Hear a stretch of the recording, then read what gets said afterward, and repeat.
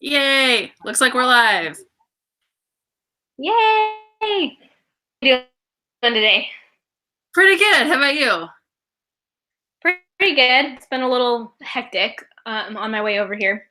But anyways, I saw that you just finished the book like yesterday. Yeah, I actually finished the last 2 pages like an hour ago. Oh, did you? Oh man, so it's very fresh on your mind. Yeah, hopefully. Yeah, this has been the craziest month for me like ever because of all my Yeah, renovations and all this yeah, craziness. your house stuff. It's crazy. Yeah, it's been pretty insane. But anyway, Okay, so mm, what's the thing that you're dying to talk about? well, I guess we don't really find out who that woman was who barged in on Nynaeve and Elaine and made them tell her everything and then left and they forgot she was there because they don't even really describe her.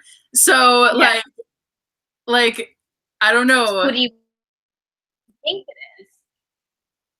Well, I think they said she had dark hair, but it doesn't seem like she was anybody from the Black Ajah because she didn't appear to have evil intent. So, Mhm. like, I mean, at first I Well, thought who do it you was think would have Lanfear, the but kind of power to basically do a compulsion? And I mean, that's basically what was going on, right? Like yeah, they were that was acting weird. weird because the person was like compelling them to tell them things and then made them forget it too. Yeah. Who that is in that city do you think could do something like that? Well, I was thinking it was Lanfear at first, but then I thought, no, she'd do way worse than that. She wouldn't necessarily just like go in and just be like, hey, blah blah. Um, but yeah, That's but yeah, I don't know because I kept reading the description of her like multiple times, and I was like, they don't really describe anything about her. They kind of just yeah. automatically like it's kind of insane. I think that, and this is where it's hard not to give. Sometimes, like, I think Robert Jordan does a really good job of like leaving a lot of clues, but he doesn't necessarily spell everything out. Mm-hmm. And so it's hard to know like what people have put together and like what people haven't put together. So I think I know who it is. I don't know if it says, but I believe that it's I don't know how to say her name, Mokeeden. Yeah, I The have no idea how to say her name either. Yeah, but the Forsaken who Nynaeve fights at the very end, she's in Mm. that city, and I'm pretty sure it's her. Could have been. Cause yeah, Yeah.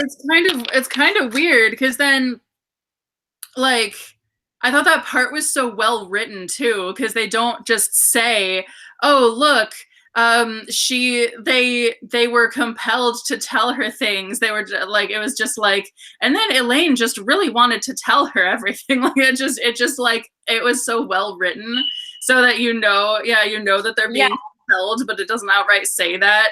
It's yeah, it was really interesting. yeah, yeah. And I thought it was funny that they wanted to tell her everything, but they only told her exactly what she asked. So if she didn't ask the right questions, they like Yeah, that was ended up weird. holding back information, but not on purpose. Yeah, exactly. It's like, oh, but that wasn't the question, and so it just yeah, exactly. It's Yeah, weird. yeah. Keaton, I'm not sure if it's ever confirmed anywhere. So if anybody who's watching this later knows, let us know in the comments or something. But yeah, that's who I thought it was. Yeah, like I totally had it in my head that it was Lanfear when she walked in and it said she had dark hair, but I was like, Lanfear isn't that nice. Like she would easily have just like killed them or something instead. Like, I don't know.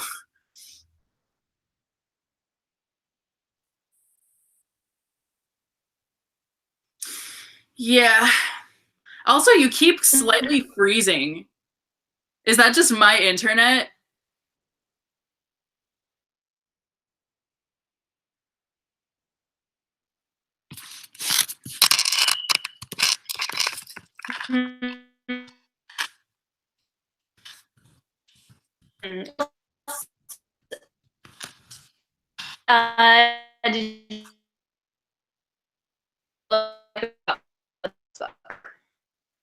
anything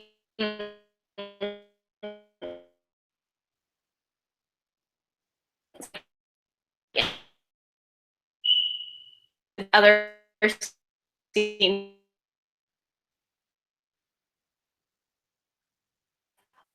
Okay. So is it my internet that keeps making you freeze, or is it I like? don't know. It might be mine. I just switched. My house has 2 different internets. I just switched to the other one, and hopefully that's better. Yeah, because it's already better. That was kind of weird. Okay, like, good.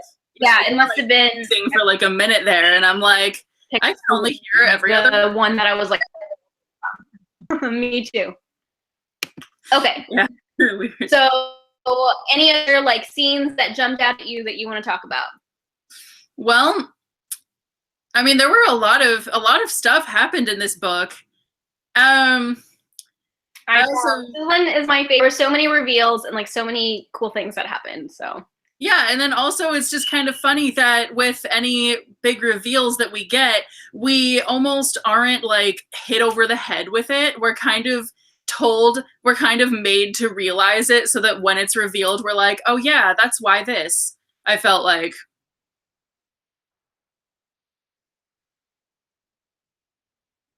You froze again.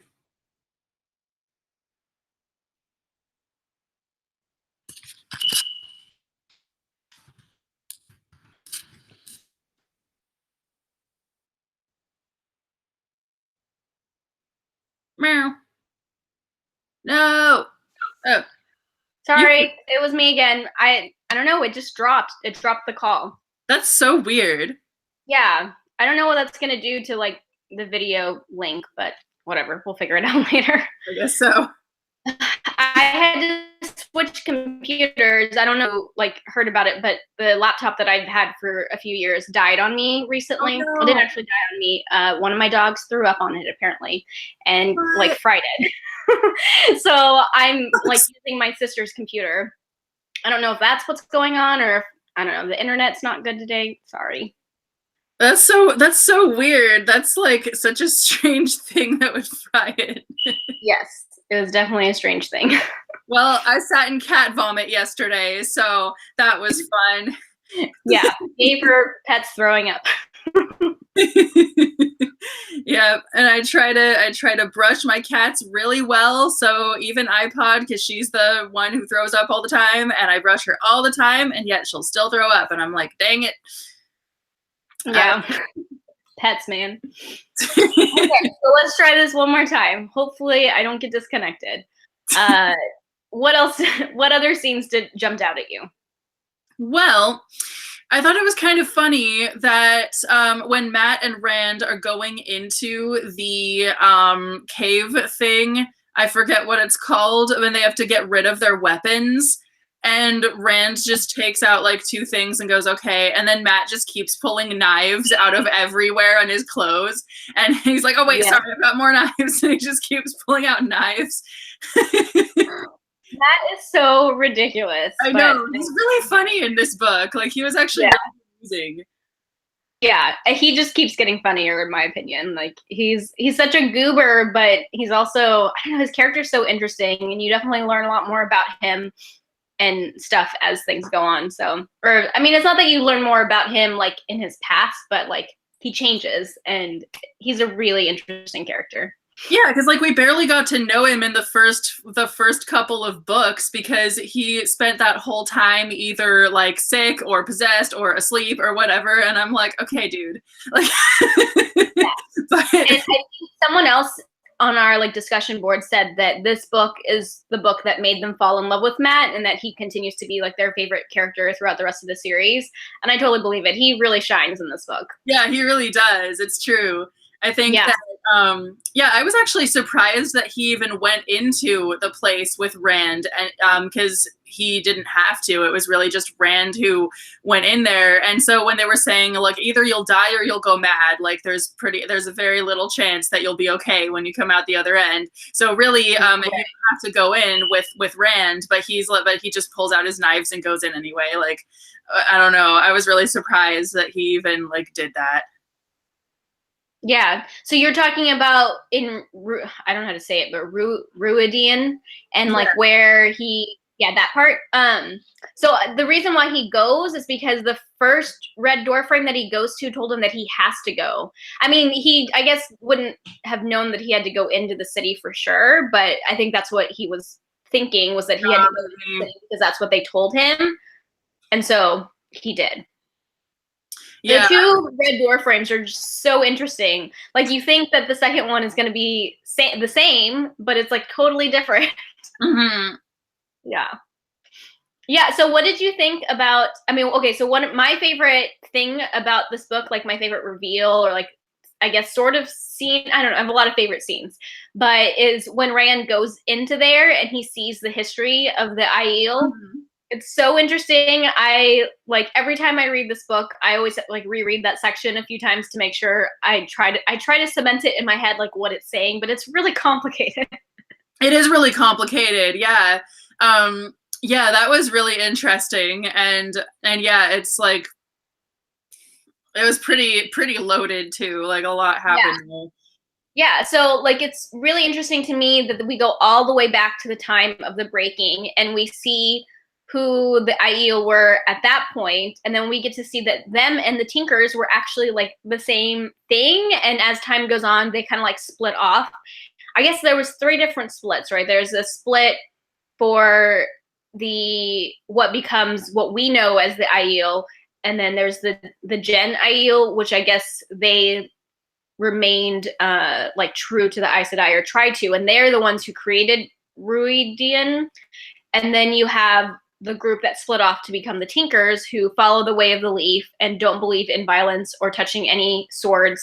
So like when it's interesting because the Aiel that we know don't believe in touching swords, and so they use spears as like a way around it. And I just love that whole like mythology and how it all goes together, and how they're all looking, well, not they're all, but the Tinkers are still looking for the song that they all used to sing like back in the day. And then the Aiel, I don't know how many times it's come up, but they have various traditions where they sing too. Like they have a funeral song and things like that. So like music is still ingrained in their culture, even though it's completely split off from, what it used to be. It's so interesting. Yeah, it is. It's really weird. Like, yeah, that whole part was super interesting and really just insane.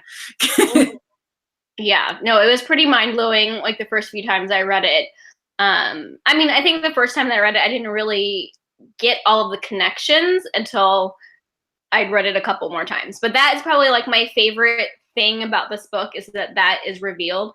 And I mean, I think when I first read this book, I was a little confused, or like I didn't really understand why the Aiel were so upset when Rand revealed their past to them. Like I didn't think it should be as big of a deal as it is. Yeah. What did you think about that? I don't know. You know what I mean?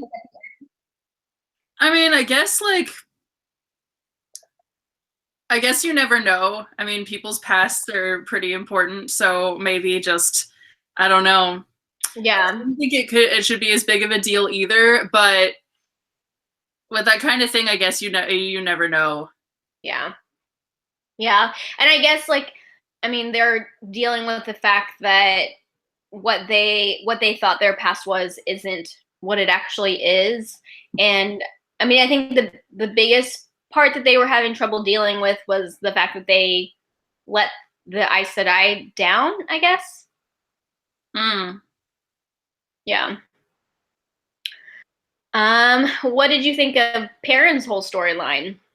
Well, Perrin got to be such a badass in this book. Like a lot of stuff was going on there, and he's like losing his innocence like that. Like he's he's seen a bunch of people he knows just get killed off and all this stuff. Yeah, and he has to grow up so fast. Blame for like a lot of that stuff. It's kind of insane. Yeah. I thought it was pretty cool and really funny how he refuses to be a lord, but everybody is turning to him for leadership anyways. I mean, it's just another testament to him being a Taviran and things just happen, even though that's not what he wants. Mm-hmm. I also really loved getting to see Matt and Rand's dad again, and like getting to, I don't know, Rand's dad is like one of my favorite characters too, and I wish he had more page time than he does. I know, yeah. Yeah. Because he is really awesome, and I was hoping we'd see him again. Well, yeah, and I mean, we kind of know his past a little bit now that it's been revealed, like, where Rand came from and all of that stuff, but I would love to have had like a novella or something that told his story about him going to the war and, you know, finding his wife, or finding his wife and finding the newborn and bringing them back. Like, I would have loved to have gotten a story about that at some point. Yeah, definitely. And I do kind of wonder, where, I mean, because Rand's mother came from somewhere else before she went to the Aiel, and it says she had a child already. So I wonder if like if like someone we've already met is gonna turn out to be Rand's half brother or something weird like that. I don't know. I mean, you do find out more about that later. I just can't speak of it. Like, no clue. No, either way, I'm not saying. Maybe I will say that you find out more. Well, that's pretty much like my main sort of prediction for later in the series is that probably it's gonna turn out to be like somebody we've already met or something like that. Or someone I don't know. We'll see what happens. Yeah. Never know. I mean, yeah. I would say that it's safe to say it's tied to things we've heard about, but who knows who he's actually related to. We'll see. Yeah. Definitely true.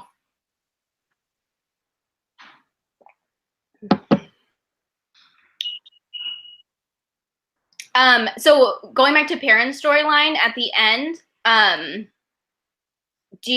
were you surprised that Aiel, I think is how you say her name, that she came back? Like, did that surprise you? Yeah, it kind of did. I mean, I was actually kind of surprised that she's been in the story this long. And I'm surprised they actually got married too. Because I totally was thinking like she's up to something. Like she's a really pushy person, so I think she's trying to get something out of him. But then it's like, no, they seem to really love each other, and they even got married when they haven't known each other that long. So I don't know what's up with that. Yeah, I mean, she definitely becomes integral to the story. I mean, Robert Jordan's just not really great at romance. Like, all of the relationships, they happen like that, you know? Like, there's a little bit of back and forth, and then, you know, they're just all in really fast.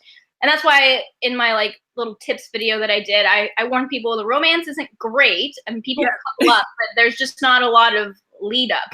Yeah, because you said that if you're looking for well-written romance, you're not going to find it here, basically. And yeah, so like, I don't think it's necessarily that he's not good at writing romance. I think he just thought that that's not part of the story. Like, that's not, you know, it's like the story is so much more focused on like more of the plot than any sort of romantic anything. Right. Yeah, no, definitely. There's just a lot of other stuff going on, and he chose not to focus on it. I mean, I feel like the only romance that has any sort of lead up is the Lan and Nynaeve one. But people in the discussion boards had said that they were surprised by that coupling too. So, because I was really surprised by that as well. But I think that it does have the most lead up and everything. I think it is the most well written. I completely agree. Because we do see how they feel about each other when they're apart. And then we do also see how they interact when they're together, and that combination of those two things, because they're not together that often. So speaking of romance, what did you think of the whole Rand and Egwene thing that happened? Well, I think that I really like the fact that Egwene and Rand still love each other platonically, like they really do care about each other. They just don't have romantic feelings for each other anymore, or they don't think, or like whatever. And so I think I like, you know, I like seeing friendships that are that strong that like they still love each other. It's just not a romantic love and whatnot. Yes, it works really well just because they've been friends for so long, or they've known each other for so long. And I think it's so funny that they both are Realize like the person. It was so funny. They both didn't believe they thought the other easy same way, which I think is hilarious. That's one thing that I like about the way the uh, perspectives are written. Like you get to see how they really feel, but then you see how the opposite person like interprets what they're doing, and it's not the same. And I love that it creates not tension, but like, you know, it makes you laugh about how people are misinterpreting each other. Yeah, exactly. Yeah, I thought that I thought it was really funny because it kind of cuts to Rand and it goes like, well, he thinks of Egwene more as a sister now and blah, blah, blah. And then it goes to Egwene and it's like, well, and she discovered that Elaine loves Rand, but she doesn't, and blah, blah, blah. And it's like, and they're both afraid of telling each other that they don't have feelings for each other anymore. And then Rand is all disappointed for some reason because he kind of had this expectation that Egwene would still have romantic feelings for him, and he was afraid of like disappointing her. And then when she's like, so I don't actually love you either, and he's like, wait, what? And then she thinks he's upset. Yes, it's so funny. Yeah. And then how him and Elaine get like so close so fast, and they were like making out everywhere. It's that I wish had been drawn out a little bit more because I mean, I felt like that moved too fast, but at the same time, Elaine was getting ready to leave, and you know, who knows the next time they're going to be together. So I guess that kind of makes sense. Yeah, I mean, I totally saw that couple coming since the first book. I kind of thought like, well, Rand might get together with Elaine because it seems like they have a thing going on. But then once they actually get together and everything, and they say that they just sit there telling each other how they feel like 10 times over again. And I was listening to that part on audiobook and I was like, you already said that, Elaine. And like, I actually said that out loud. Yeah, that's so funny. What did you think about them trying to, oh, hold on, we have a question from the chat. So Donald asks, any guesses on who Moraine will marry? She tells Nynaeve that she already knows who it is. And I don't remember that scene, and I don't have a guess as to who she will marry. I don't know. You have a guess? I remember that scene because she's telling Nynaeve and everything. Like they're all kind of talking about, I guess, knowing who they will marry or whatever the heck they're talking about. Yeah. Well, they're talking about romance in like some way, and Moraine just says like that she does know who she will marry and that it's not Lan. And then yeah, but I really was trying to think of who it was when I was reading that part, and I don't know either. I kind of thought it was Perrin for some reason. But like, obviously that didn't pay out. Kind of weird if it was. Right. No, I think someone in our discussion group said that they were kind of shipping, or I don't know if they used the word shipping, but that they thought that Tom and Moraine had a thing. I don't see that. I mean, I was thinking about this earlier because I knew I wanted to bring it up. And I was thinking at first that like Tom is way too old for Moraine, but then again, we don't really know how old Moraine is because she's an Aes Sedai and she just looks young. So who knows how old she really is? So I don't know if that would really pan out, but I don't see that.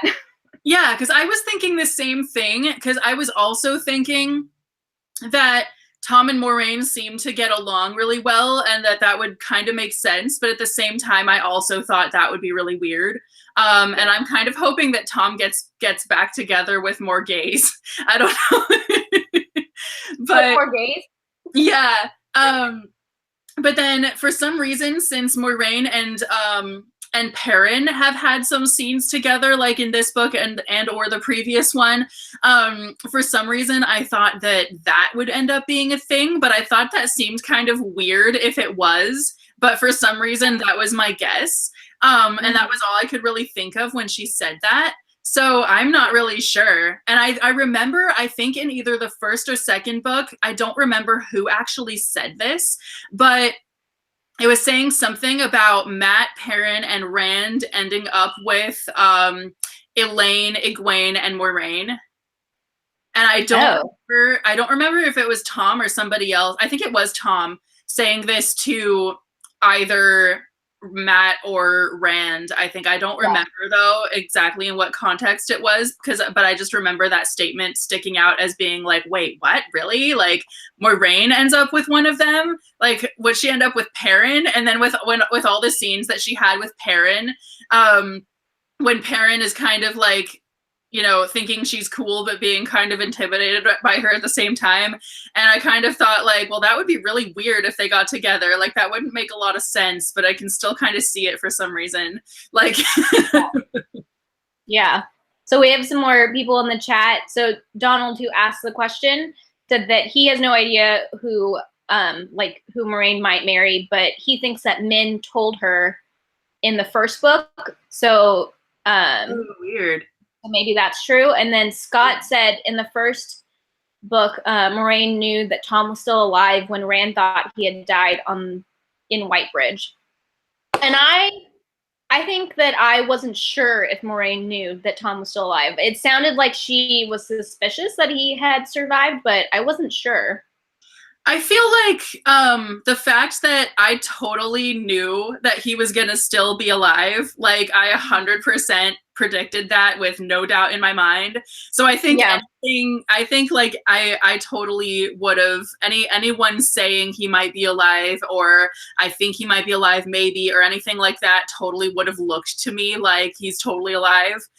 Just right. Yeah. Totally well, and Donald said that he always wondered how she knew with such certainty that Tom was alive. So I guess she was pretty certain. It just didn't like, I think because I know when I very first read the books, I was surprised. I thought he was dead. Like I cried when he died. So like I thought he was dead, and I don't think I caught on that she knew. I think that I thought it's hard to know because it's so long ago, but I think that I thought she was just guessing.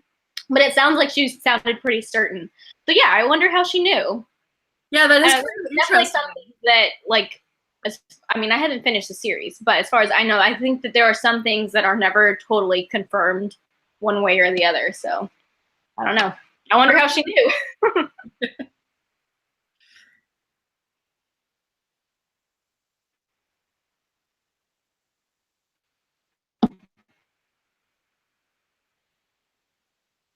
So,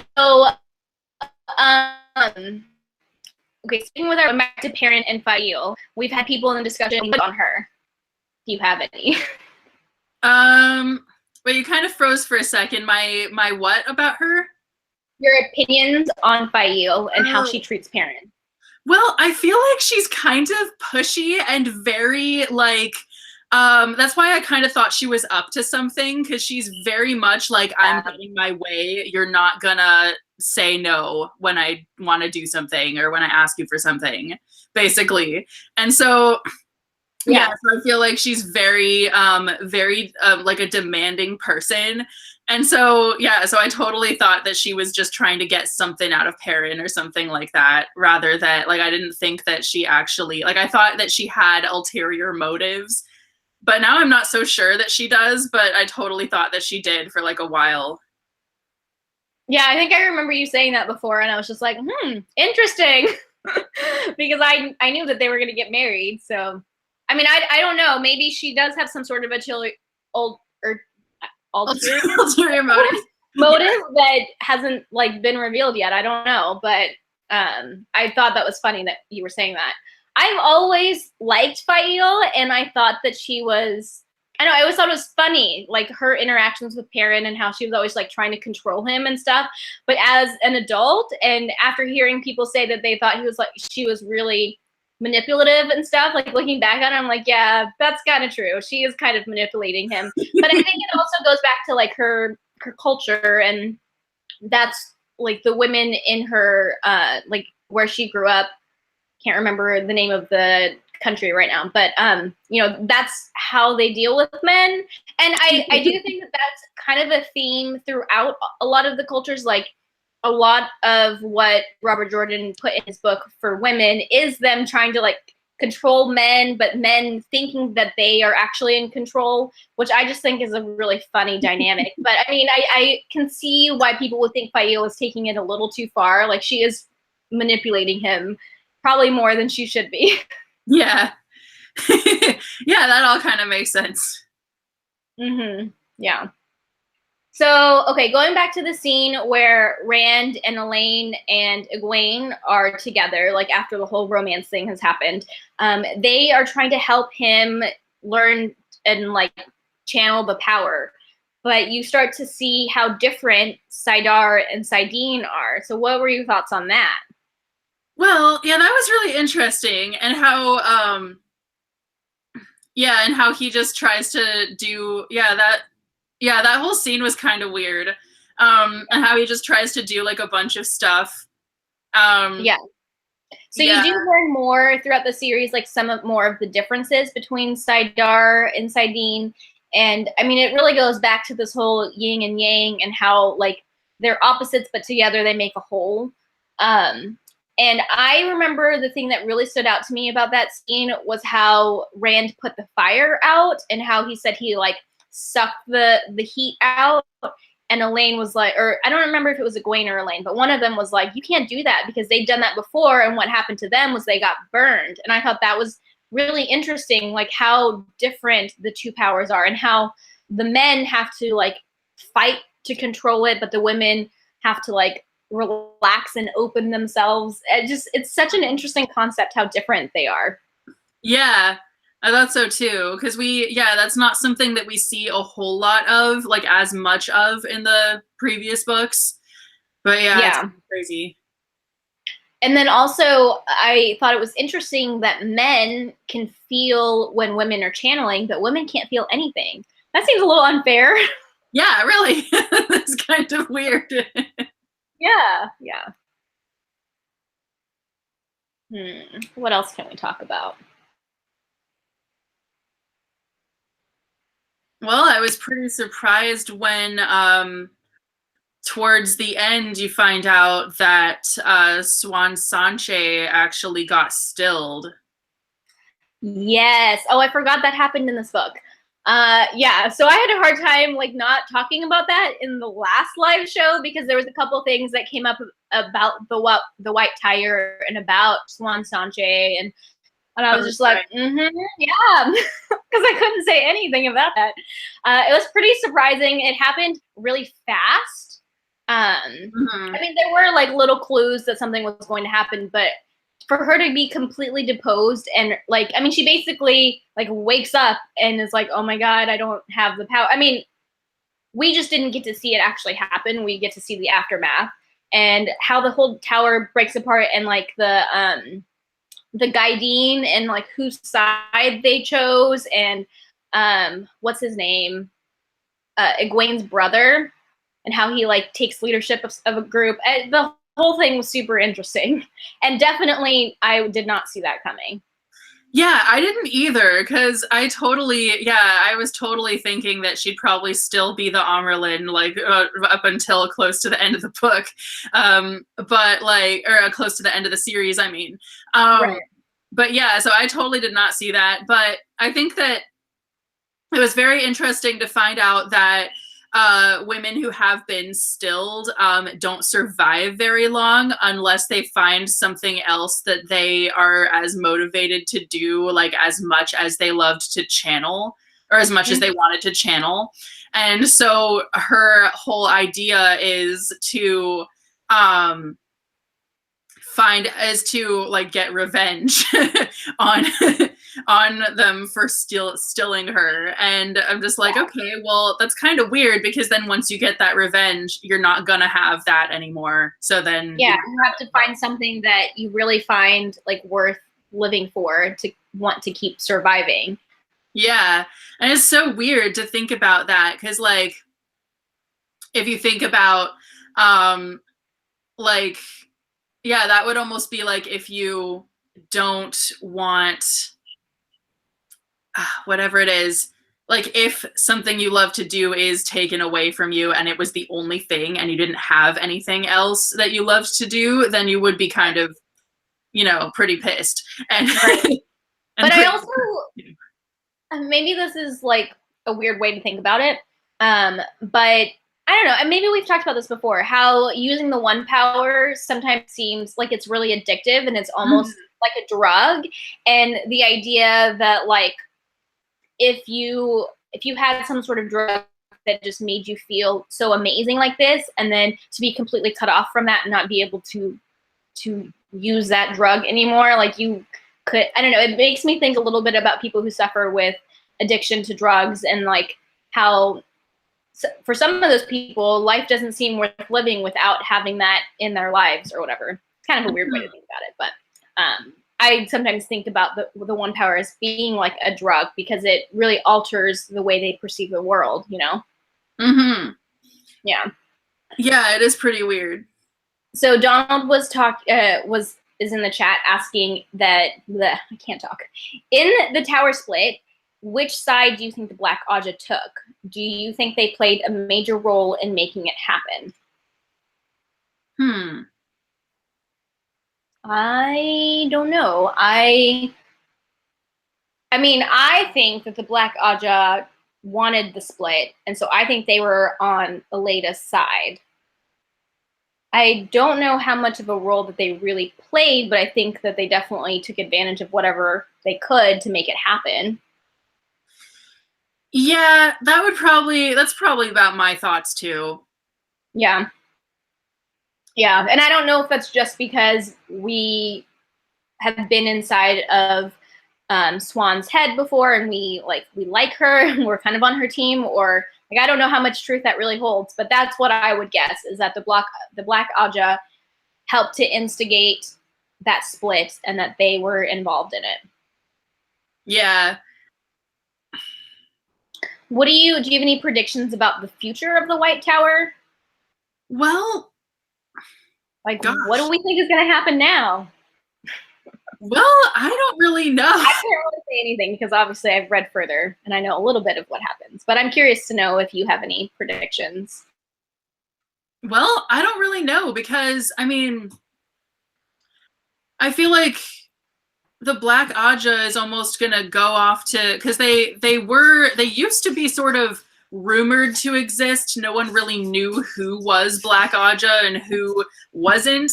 And I feel like at this point, when we kind of know who is Black Ajah and who isn't, unless someone's a spy, in which case we don't know. But I mean, basically, I feel like maybe the Black Ajah is gonna be their own thing, and they might go on to form the Black Tower or something like that. I have no idea. I just think that'd be kind of cool. And then I have no idea, because the whole future of the Aes Sedai is kind of crazy. I don't know what's going to happen. So Donald is asking, do you think Aleda is Black Ajah?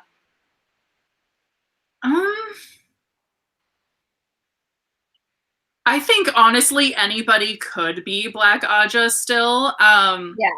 Like literally, I mean, after the reveals we've gotten about who is a Dark Friend and who is Black Ajah so far, it wouldn't really surprise me if someone that we even like thought was good or anything like that turned out to be Black Ajah. So like literally at this point, I feel like just about any Aes Sedai who isn't a main character could be Black Ajah.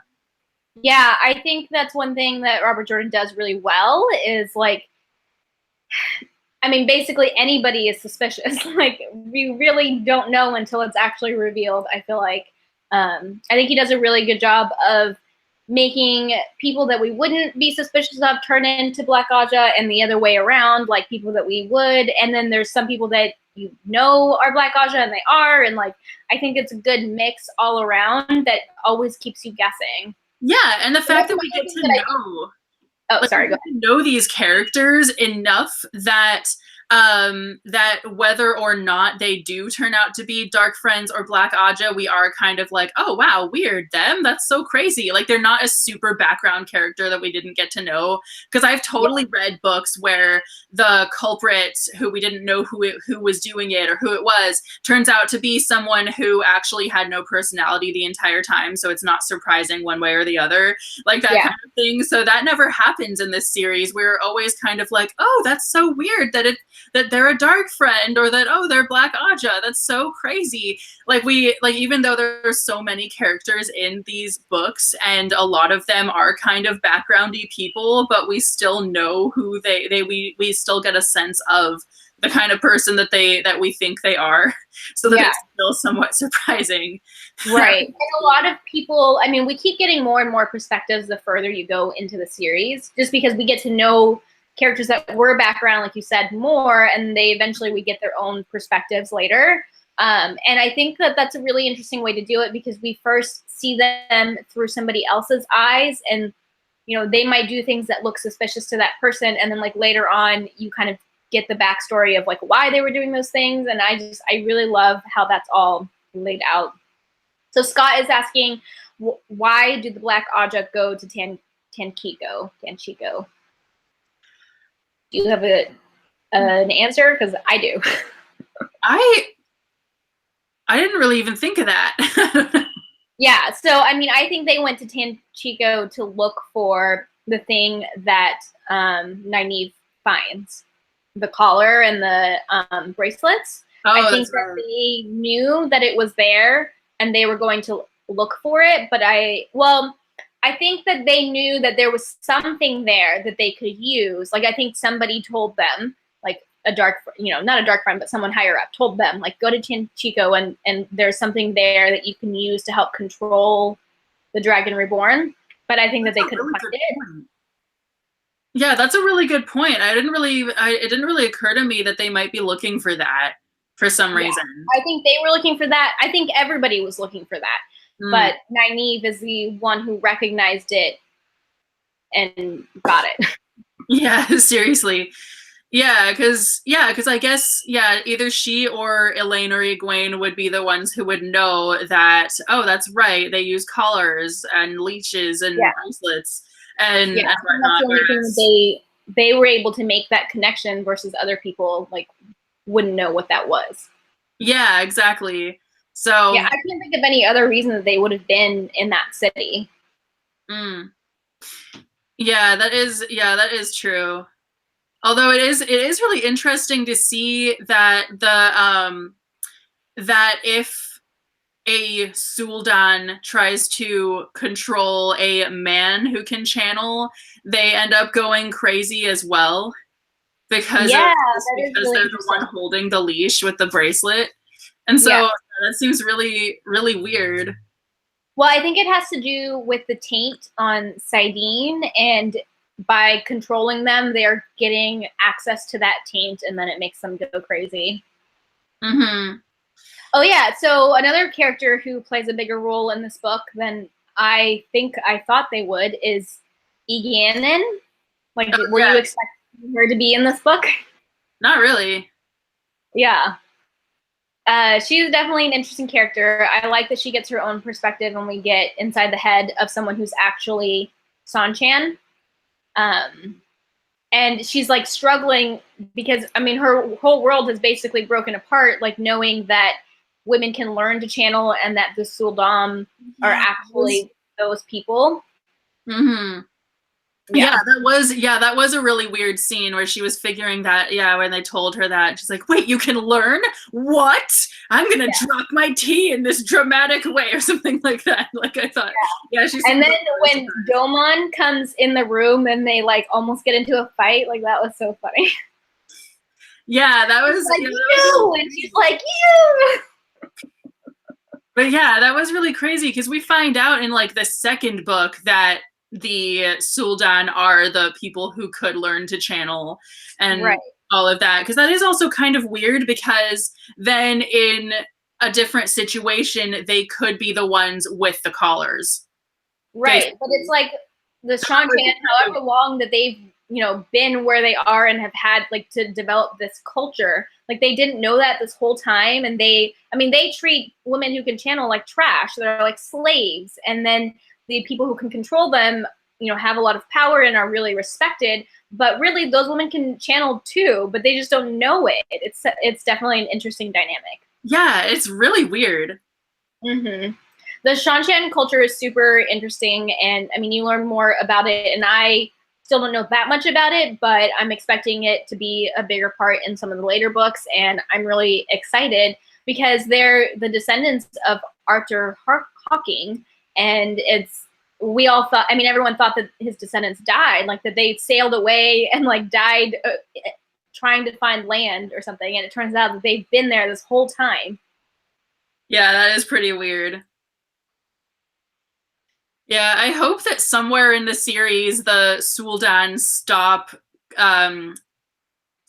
treating women who can channel like that, because I was kind of hoping that when they got Egwene out of there in the second book, I was hoping that they would like stop them and free all the other women, but obviously that whole thing with the Sul'dan still plays a big role in the rest of the series. So yeah, it's pretty crazy. Yeah. So I mean, in previous books, or in the last book at least, I remember I was talking about how I didn't see how all like the main characters were going to end up in the same place at the end of the book. So that actually doesn't happen in this book. There's basically, or I guess 3 different like major events or battles that happen at the end of the book. And I remember reading it thinking like, this is so cool. There's so much happening. The fight between Mohidan and Nynaeve that happens in Tanchico is like one of the most epic battles. Like it has been cemented in my mind over time. Like I always remember that scene. So what did you think about their like battle? Well, I did think that was really awesome. And also it was really awesome to see a battle go on that was at the end that was not Rand fighting the Dark One, because I felt like all 3 previous books end with Rand fighting the Dark One, thinking he killed the Dark One each time, even though obviously he was proved wrong every time. And everyone else saying, how many more times can that happen? Yeah, so I was really glad to see it end differently this time and kind of see, you know, somebody else have a major battle instead, even though he still kind of did. But it wasn't against the Dark One. So it was like, I don't know. So talking about Rand, so what did you think of the ending of his storyline in that book? You know, we talked already about how he revealed the Aiel's past to them and all of that. But what about the Forsaken that show up? Were you expecting that? Were you surprised? Were you surprised by who the Forsaken were? Sort of. I mean, did you think that anybody who was with Rand was a Forsaken? Like, at all? Like, did you have that suspicion? No, I didn't. Yeah, I mean, I think it's pretty well done. And then even people who were suspicious, like even Rand was suspicious of that traitor group or whatever. But he had pegged the wrong people. So like I think people who were even on the lookout for that might have pegged the wrong people. Yeah, pretty much. Yeah. So I remember being really surprised because I thought Lanfear was the other lady who was like really pretty, not the like fat lady that, you know, they described as, I don't know, not being that pretty, which that sounds mean, but that's just how it's described in the book. And I had no idea. Like, I remember being so surprised by that. Like, I think I had an inkling that Lanfear was there. She was the other girl.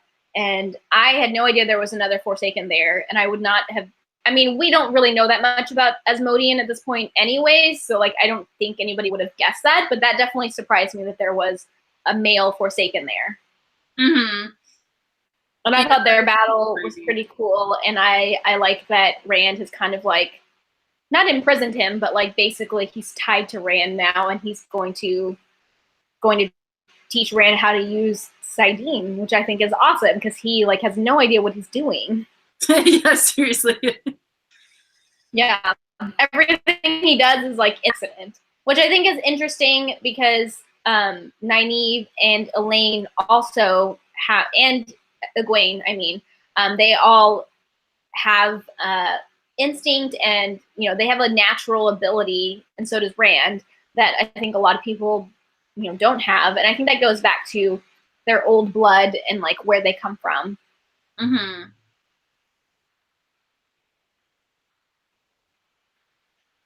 Well, we've got about 5-6 minutes left. So anybody in the chat, if you guys have some burning questions that you want us to answer, be sure to type them in now. Do you have any burning things to talk about? Let me scroll through some of the chapter summaries while we think.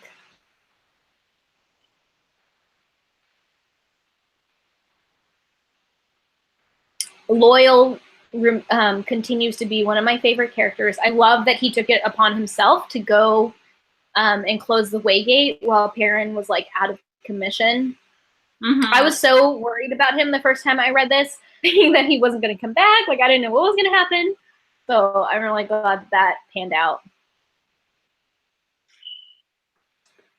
We talked a little bit about the Tinkers and their background, but I love that we learned, let me just make sure, I'm pretty sure I'm correct in this timeline, but we learned the background of the Tinkers and how they related to the Aiel and the whole like don't touch a sword sort of thing. We learned all of that from Rand, and then we see the Tinkers later with Perrin, and then Aram, who decides to pick up a sword. And I feel like that bit had so much more meaning now that we knew why the Tinkers didn't want to carry swords. Mm-hmm. And like how far back that goes. Yeah, that is all super interesting. And it is really, really weird that I do still think it's really weird that they're like, oh, well, we can't carry swords, and they just use spears instead. I know, it's kind of like going around it.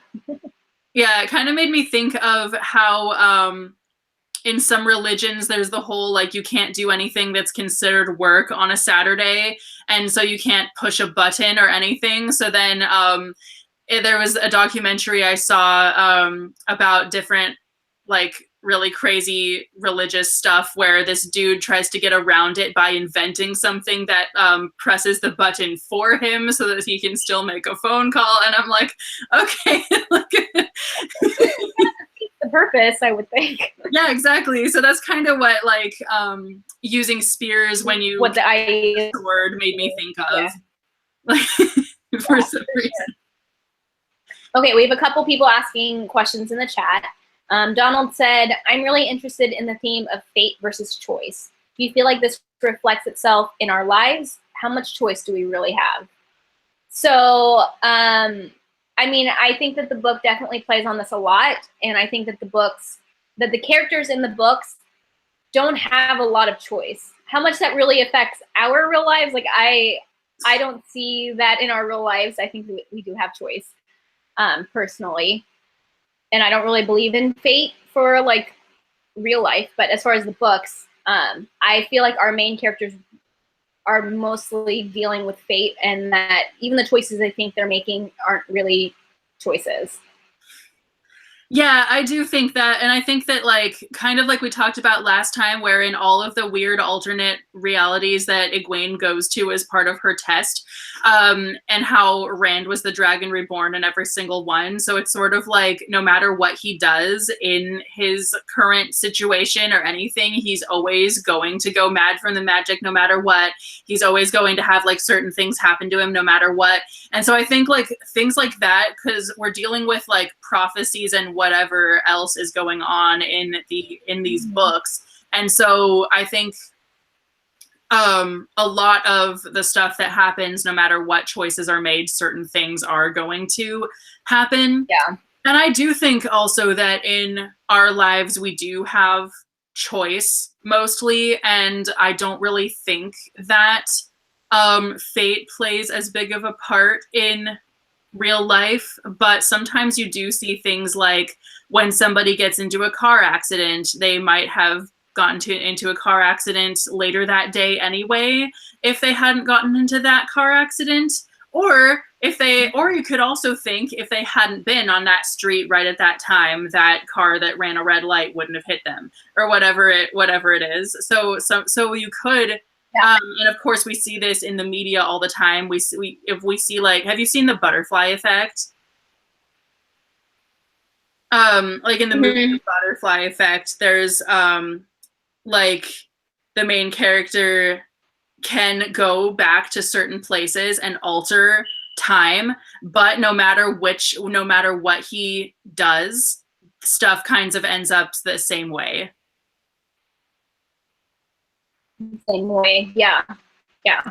So it's I think which not is I know that there's like when you start talking about the theory, I don't know, the theory of relativity, or that kind of science, what I think is science fiction, but that I guess it's actually called. But I recently read Dark Matter, which is basically about parallel universes, and basically the idea is like you're not really making any choices because all of the choices are being made and created. So I think maybe that's what he's talking about too, because I mean, we do kind of see that in this book with all of those alternate realities, where basically all the different things could happen or do happen, and when they happen, they create new worlds. Which I don't know if that's exactly what's happening in the Wheel of Time, just because, like you said, when they go, there's certain things, like Rand being the Dragon Reborn, that happen in all of them. So I don't know. So we have another question. Scott asks, how do you feel about Egwene lying to the Wise Ones that she's Egwene's sister when she's actually just an accepted? Well, I don't know. I mean, considering she kind of has prematurely picked the Green Ajah, because I think in the previous book she decided that when she does have to choose, she wants to be a Green Ajah, and so I think that it kind of makes sense that she would say that, because in her mind she did pick an Ajah, even if she is still just an accepted. So yeah, so I don't know. I didn't think that, like, even though obviously that she's saying that she's an Aes Sedai when she's not, but really our main characters tend to do that anyway, because we have like Nynaeve and Egwene going off and having an adventure and posing as Aes Sedai, like when they're out there anyway. That kind of thing. Like they've done that like at least twice at this point. So I don't think it's that, I don't know, I don't think it's that weird that Egwene would say that she's a green sister. Yeah, I don't think it's weird. I think that it's going to come back to bite her in the butt, because lying to them, and in the Aiel culture, like, honor is such a big thing that I think that when they find out, it's going to be a problem. But we'll see. Good point. Yeah. Yeah. So Donald said, talking about the whole fate versus choice thing, he said, to my opinion, science has begun showing many of our choices are constricted by our nature, by our DNA. This ranges from our sexuality to our propensity for addiction. And I see where he's coming from with that. And Donald, just so you know, I actually have like a master's degree in genetics. So I can speak a little bit about this and say that, yes, a lot of things are determined by our DNA, but environment still plays a really big factor in things. It's more like your DNA really puts you at a predisposition for different things, and if you're in the right environment for that to play out, then it can happen. There's definitely a big environmental factor as well. Yeah, like I totally see how that would be the case, because like I know I always try to I always find myself doing things that my mother would do or that my father would do, even if it's not something that I would want to do. Like I don't try to act like my mother, because she's a very type A, no nonsense person, and I try to not be like that. But then sometimes something comes out that's very, very much like my mother, and I'm just like, oh, I was trying not to do that, but it's still, it's well, really but it's hard to say if that's because of your genetics and how you're related to her, or if that's because, you grew up around her. You know what I mean? That's a good point. Yeah. So it could still go either way. It's probably, who knows? All right. So we have definitely gone over our end time. I think we had a really good discussion though. Like this was Yeah, the this best was a one. loaded Like, book. I mean, this was my favorite. I was so looking forward to this book because I knew that there was so much going on.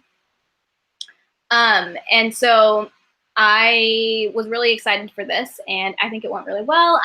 So I haven't started reading the next book. I had planned to read it in April, but then the further we got into April and I hadn't started it yet, I didn't want to like confuse what I was reading with what happened in this book. So I was like, okay, I'm not going to start it until after we finish the live show. So hopefully I can read the next one, you know, in the next couple of weeks. Thank you guys, everyone who tuned in, and this will be recorded and put on my channel. And so if you watch this later, then yay. I don't know where I was going with that. Yay, leave a comment. Leave any thoughts or comments down in the comment section, and I will get back to you. Yeah, I think it went really well. So everyone, thanks for tuning in, and we'll see you guys next month for the next live show to discuss Fires of Heaven. I think it's the next one. So yep. All right. Bye, guys. Bye.